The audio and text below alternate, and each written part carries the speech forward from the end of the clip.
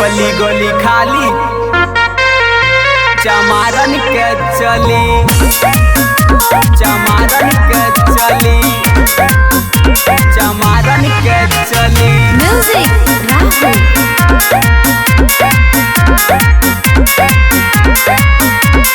बांध के पगरिया करेला रंगदारी, बघावा बिरादरी के जलवा बाजारी,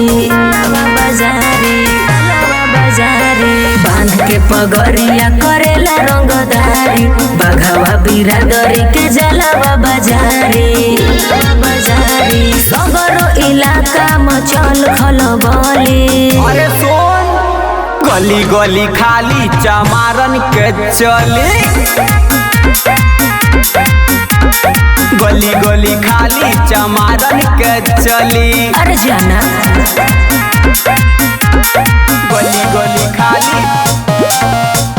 चमारन के चली।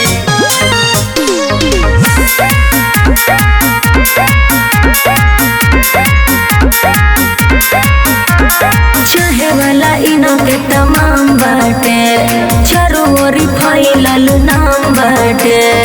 अरे उतबा सारा जिला में भइल डिमांड रे, हमार जतिये चमार ब्रांड रे। दुनिया भीजे के कहेले बाहुबली, गली गली खाली चमारन के चली, गली गली खाली चमारन के चली। ज्यादा ना बोलो। गली गली खाली चमारन के चली।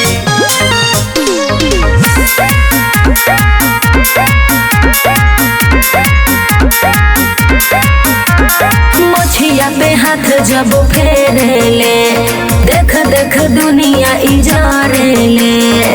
अरे जरे दे अब से कमन के जलवा जारी बा, गौतम अखिलेश के पलरा भारी बा।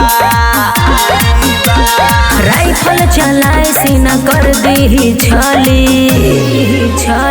गली गली खाली चमारन के चली। कैसे हो